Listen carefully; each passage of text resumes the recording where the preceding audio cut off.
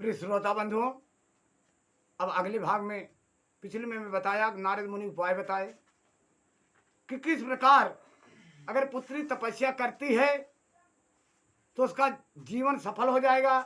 इसके जीवन में भोले बाबा का आगमन होगा। प्रेरणा राजा रानी दिए।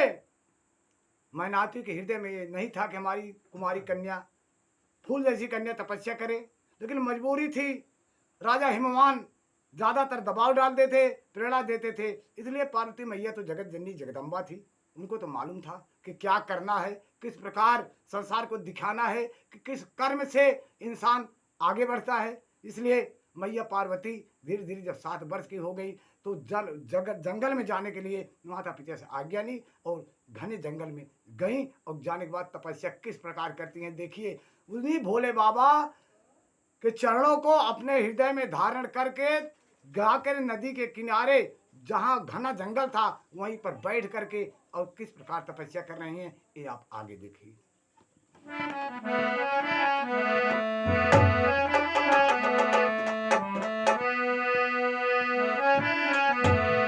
अरे उरधारी उमा, उरधारी उमा यानी हृदय में धारण करके किसको?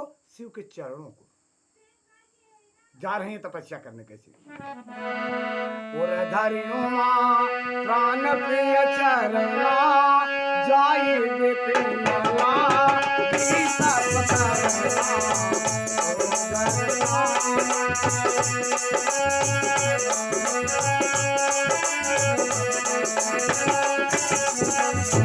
तो उरधारी उमा प्राण प्रिय चरना जाई विपिन लागी तप करना।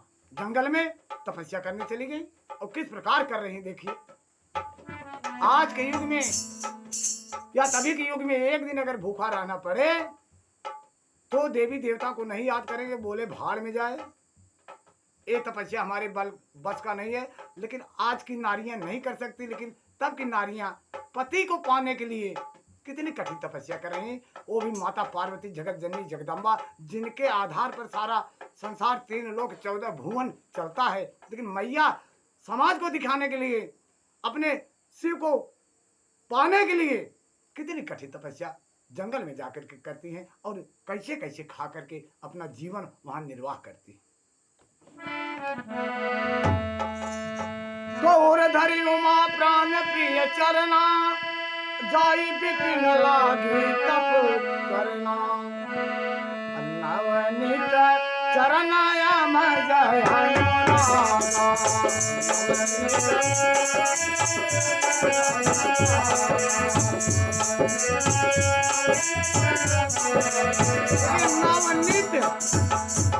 नवनीत चरण उपज अनुराग, यानी नया नया नित्य नित्य उन भोले बाबा के चरणों का अनुराग उनके हृदय में समाता गया। नवनीत चरण उपज अनुराग। वाह वाह वाह। तो नवनीत चरण उपज अनुरागा, अरे बिसरिए देह तपई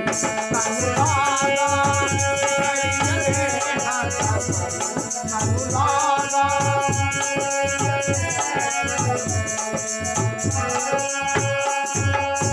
शरीर का ध्यान नहीं है, शरीर तपने लगा। लेकिन मैया पार्वती तपस्या में लीन है भोले बाबा के। आगे समय कैसे आता है, कितना समय तक तपस्या करती है, ये आगे दिया गया है। अरे संवत सहस्र मूल फल खाए, संवत सहस्र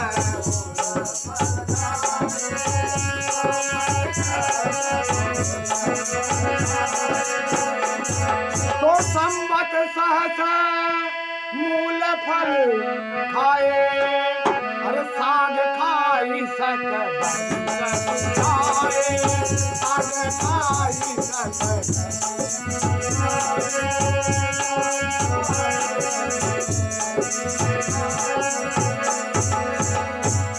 सत बरिस यानी साग खाके संवत सहस मूल फल खाए, साग खाई सत बरिस बिताए। वाह धन्य हो माता जगदम्बा। अरे कुछ दिन भोजन बारी बतासा, कुछ दिन के लिए हवा पी करके, बतास पी करके तपस्या कर रही। कुछ दिन भोजन बारी बतासा, तो कुछ दिन भोजन बारी बतासा। अरे किए कठिन कुछ दिन उपवासा, किए कठिन कुछ दिन उपवासा।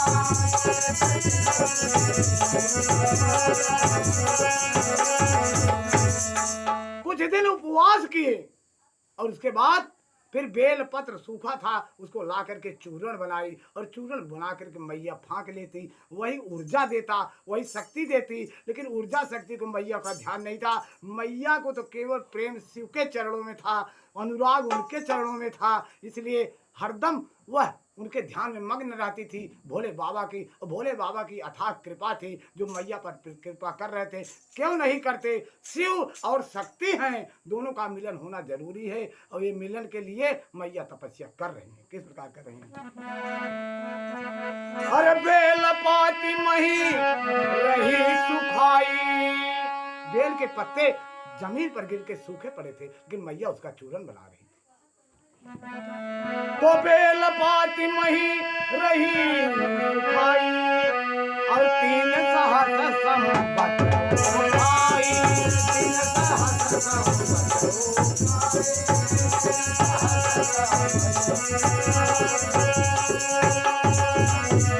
देखिए इतनी कठिन तपस्या मैया की, लेकिन उसी तपस्या के कारण मैया का नाम भी बदल गया। आज शक्ति जगत जननी जगदम्बा, जिसका कोई पार ही नहीं पा सकता। भोले के तो पा ही गई, अपने शिव को पा ही गई, लेकिन उनको शक्ति कितनी आई? तपस्या में क्या गुण है, धर्म में क्या गुण है, योग में क्या गुण है?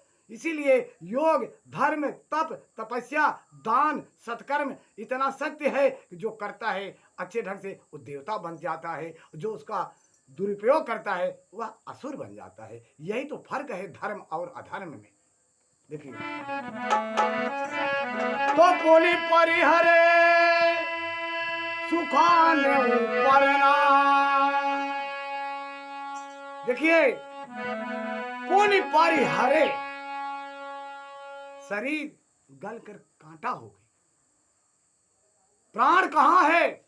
ये मैया ध्यान नहीं है, शिव के चरणों में ध्यान है, लेकिन इसीलिए नाम क्या मैया का पड़ा। तो पुनि परिहरे सुखाने परना, महीना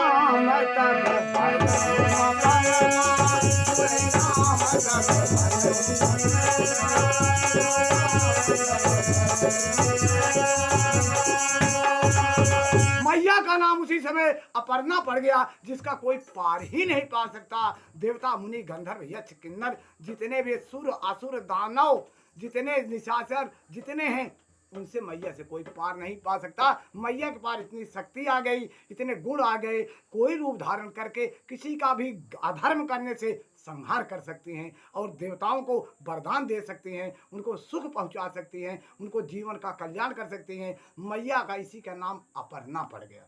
और जब तपस्या पूर्ण हुई तो ब्रह्मा जी आए और बोले, अय देवी, तुम्हारी तपस्या पूर्ण हो गई, अब तुम्हें भोले बाबा मिलेंगे, इसमें कोई शक नहीं है। अब तुम्हारी तपस्या पूर्ण हो गई है, तुम अब अपने महल को चली जाओ, इंतजार करो, समय आने दो, एक दिन भोले बाबा तुम्हारे ही महल में दूल्हा बन करके ब्याहने आएंगे। और तो उसी समय ब्रह्मा कहते क्या है, अरे पूर्ण तपस्या जब ही भारी,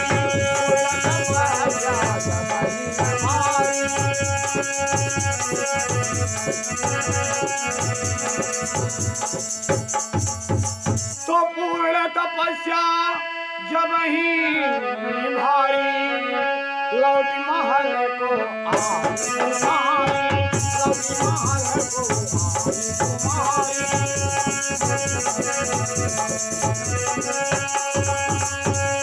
तपस्या पार्वती मैया ने किया और करने के बाद समय बीतता है, भोले बाबा समाधि में बैठे हैं, उसी समय तारकासुर नाम का राक्षस त्रिलोक विजयी हो गया था, देवताओं का राज्य छीन लिया था। यक्ष गंधर्व किन्नर मुनि संत मुनि ज्ञानी जितने भी थे अपना अपना स्थान छोड़ करके नार में, खोह में, गली में, कटियारे में कहीं भी अपना जीवन यापन कर रहे थे। तारकासुर असुर राज बन गया था, बहुत विडंबना दे रहा था, बहुत तकलीफ दे रहा था। तकलीफ के कारण विचार किए देवता, जाके ब्रह्मा के पास गए, ब्रह्मा से निवेदन किए। ब्रह्मा बोले हमारे बस का नहीं है, समाधि शिव का कोई तोड़ नहीं सकता। और मैं आपको राज की बात बताता हूँ, जब तक शिव के अंश से कोई पुत्र नहीं पैदा होता तब तक तारकासुर का वध नहीं हो सकता। यह विचार लेकर के ब्रह्मा सारे देवता इंद्र सहित विष्णु के पास गए। विष्णु भी यही जवाब दिए कि जब तक शिव अंश से कोई पुत्र नहीं होगा तब तक तारकासुर का वध होने वाला नहीं है। और शिव वैराग में है, समाज में है, समाज टूटेगी नहीं, विवाह करेंगे नहीं तो उनके अंश से पुत्र पैदा नहीं होगा, तो तारकासुर का वध नहीं होगा। तब तक त्रिलोक में हाहाकार मचा रहेगा। कुछ उपाय करना पड़ेगा, केवल उनके योग को भंग करो, समाज को भंग करो। यह उपाय अगर इंद्र तुम लगा सकते हो, देवताओं के राजा हो, तो कहीं बात जाकर के बन जाएगी। इंद्र भी गए, सारे देवता इकट्ठे हुए, विचार करने लगे। और विचार कर रहे हैं, किस प्रकार विचार कर रहे हैं यह आपको अगले भाग में बताएंगे। विचार करके किस प्रकार कामदेव रति रंभा बसंत को भोले बाबा के पास भेजते हैं, किस प्रकार वहाँ क्या होता है, आगे की कथा अगले भाग में। धन्यवाद।